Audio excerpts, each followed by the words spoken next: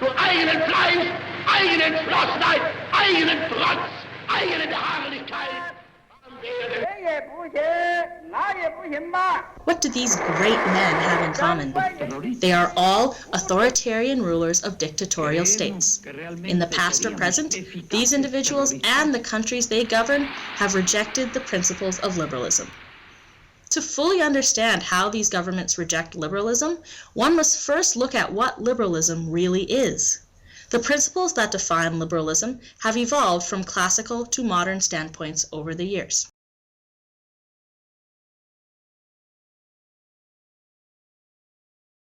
The change in industrial practices brought about by the Industrial Revolution called for a change in economic policy and the role of the government. Prior to the Industrial Revolution, business was based on a mercantilist system in which the government had strict control of industry and trade through the use of laws and taxes. Classical liberalism was founded on the ideal of personal property as a sovereign right. The government's role was to protect this sovereignty. Individual freedoms were protected by limiting the power of the government. As economist Friedrich August von Hayek once said, "The classical liberal, of course, does not deny that there are some superior people. He denies that anyone has the authority to decide who these superior people are." During the Industrial Revolution, this ideology allowed for some individuals, such as factory owners and merchants, to gain some of the wealth that had, to date, been reserved for the ruling aristocracy. These individuals formed a middle class between the rich aristocracy and the poor peasantry. However, their wealth was gained through the menial labor of the working class.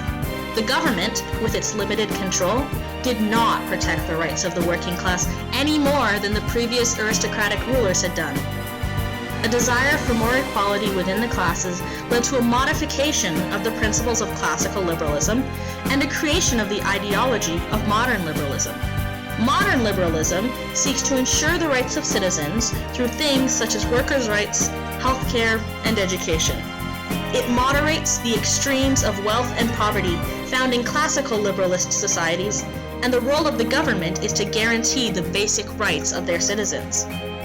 A critical aspect of liberalism, both classical and modern, is the idea of a democratic government.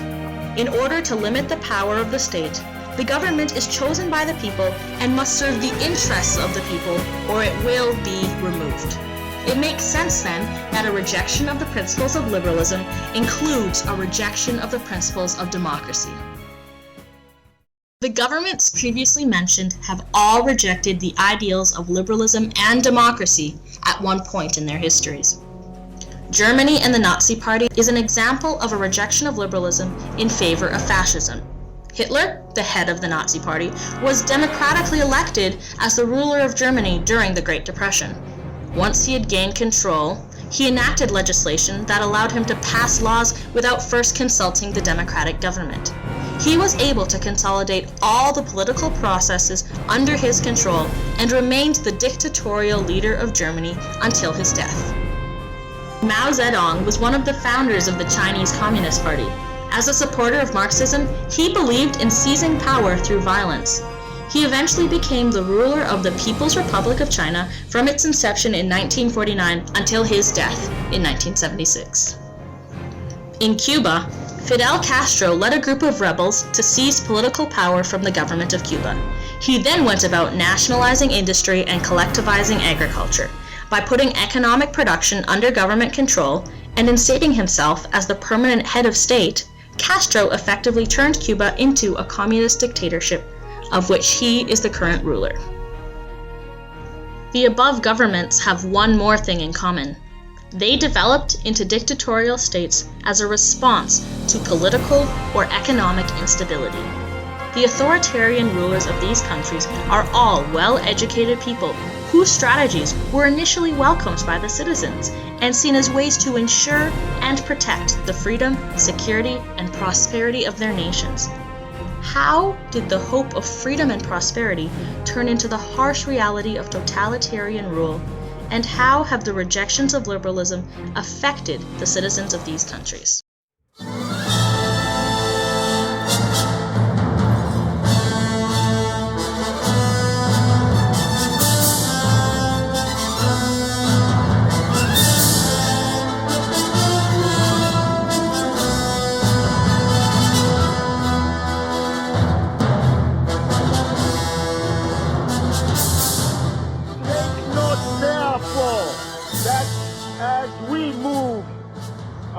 In Zimbabwe, years of colonization had created an oppressive rule of the white minority. Robert Mugabe was one of the leaders of the liberation movement.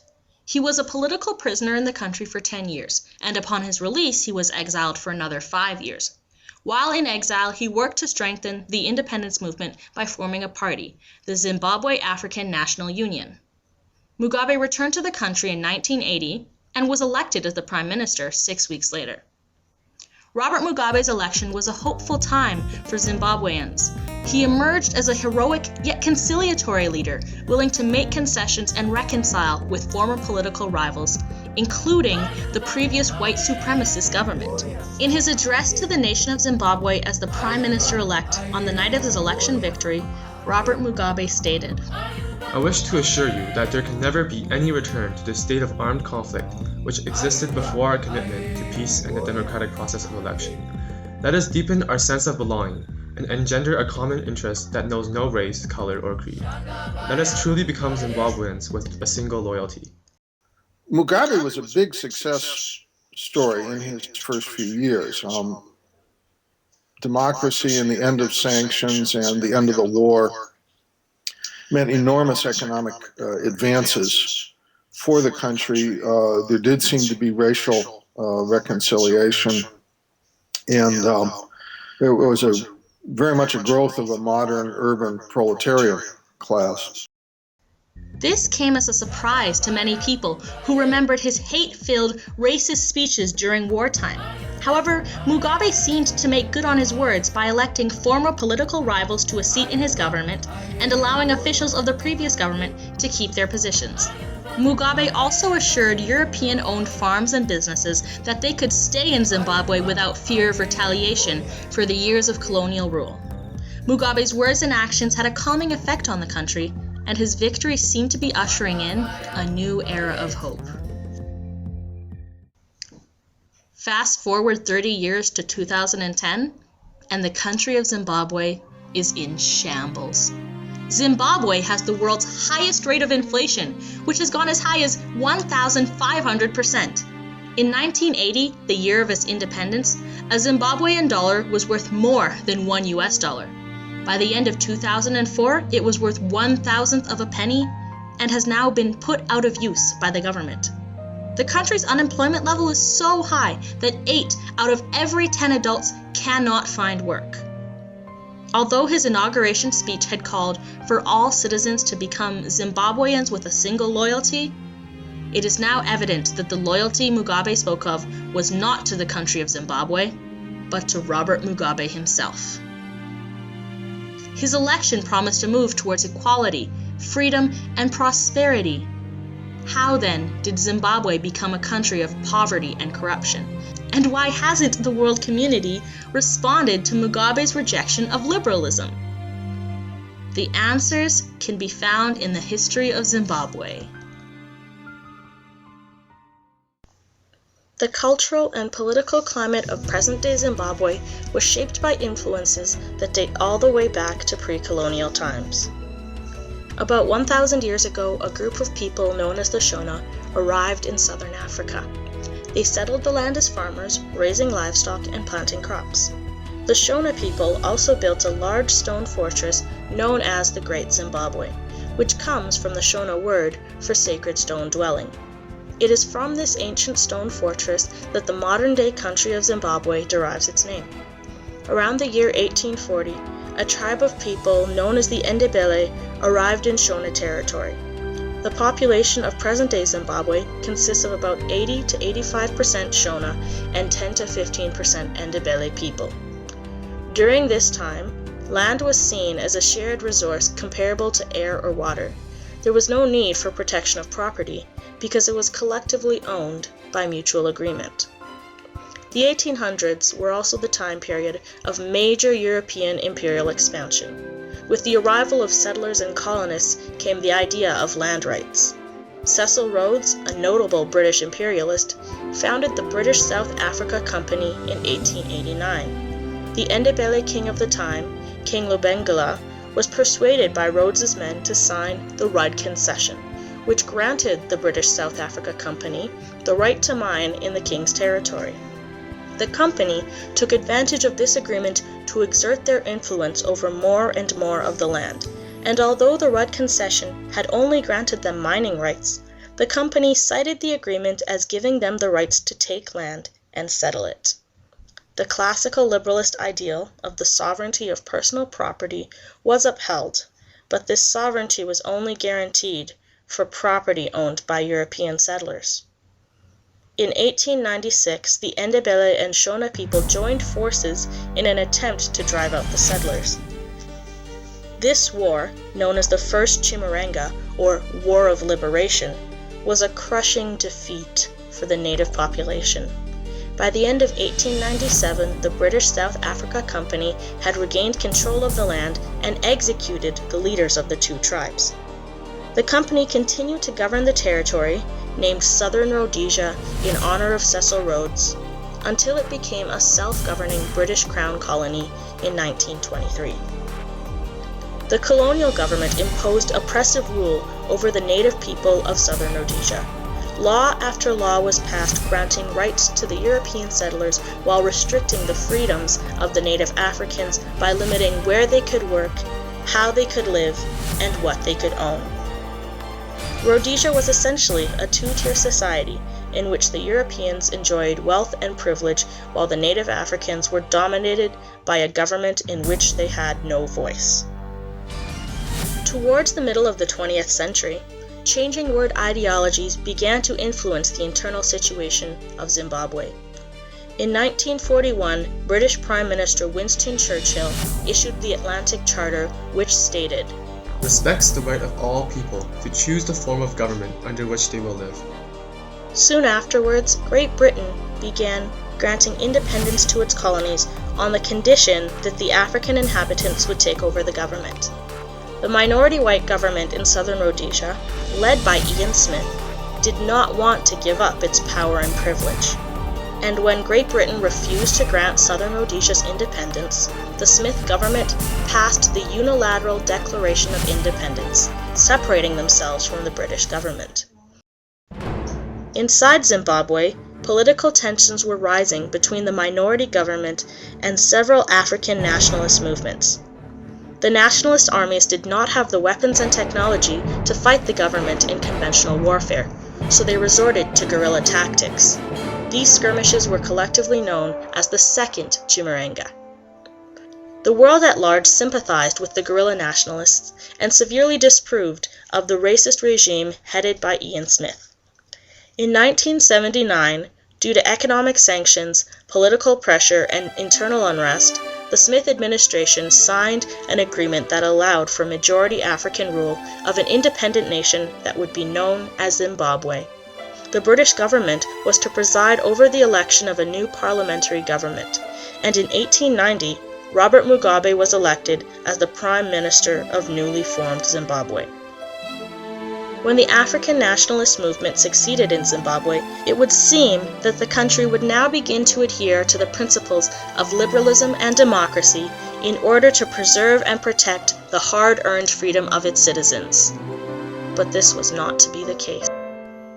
Once Robert Mugabe had gained power, he announced his intention to turn Zimbabwe into a one-party communist state.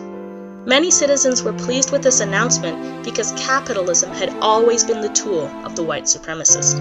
With communism came a return to the traditional way of life when resources were shared by mutual agreement. To the people of Zimbabwe, whose way of life had been rejected and oppressed for the past century, communism meant equality. In 1987, Mr. Mugabe became president, pursuing his increasingly authoritarian policies. During his rule, the Marxist leader instituted many controversial social, economic, and political reforms. Human rights activists say his measures were designed to crush opposition and secure his rule. Although he had originally promised Europeans that they had a safe future in Zimbabwe, Mugabe quickly reneged on his assurances and began seizing European-owned land and farms. When the farm owners protested this to Zimbabwe's legal courts, Mugabe declared that he would do whatever he wanted regardless of the court's decisions. In later years, he simply replaced the chief judges with his own supporters. This eliminated the independent power of the judiciary and strengthened his dictatorial hold over the country. In 1987, Mugabe instated changes to the national constitution that made him the president of Zimbabwe with the right to run for re-election for as long as he wanted. Mr. Mugabe repeatedly told critics to stay out of his country's internal affairs.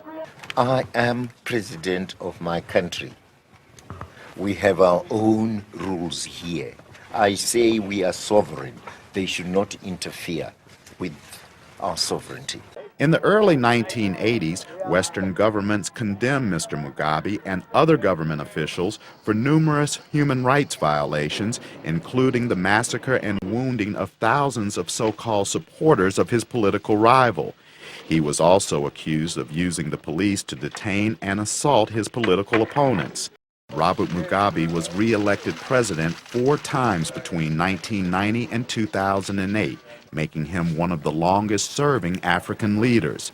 Mr. Mugabe has repeatedly denied allegations of vote rigging and intimidation to maintain his grip on power. The world community has become increasingly displeased with the actions of Robert Mugabe. In response to the elections of 2002, the US and the European Union banned senior government officials from entering their territory and froze their overseas financial accounts. They have also limited the sale of military technology to Zimbabwe.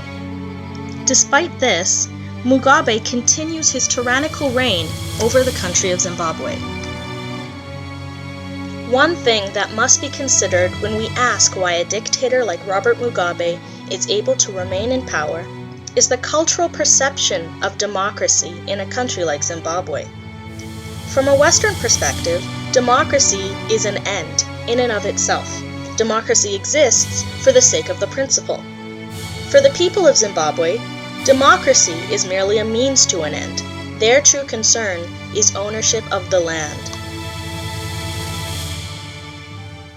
The majority of the people of Zimbabwe want a certain kind of land tenure system, and they do want ownership of the land, not necessarily to be based on a English-style freehold land tenure system. Many people in Zimbabwe, the land is an end in itself. Democracy is simply a means to that end. Does this mean that the people of Zimbabwe are doomed to live in a climate of corruption and poverty? Not necessarily.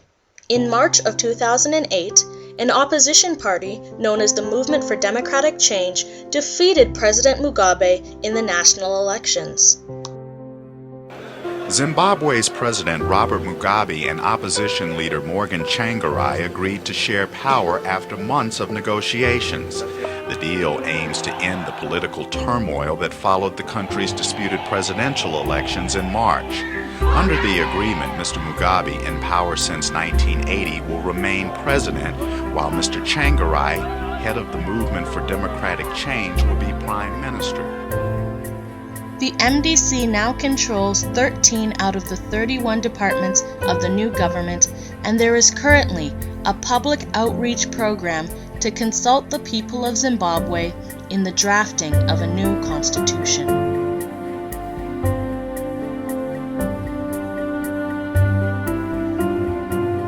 Zimbabwe is a country that has experienced great political and cultural struggle over the years.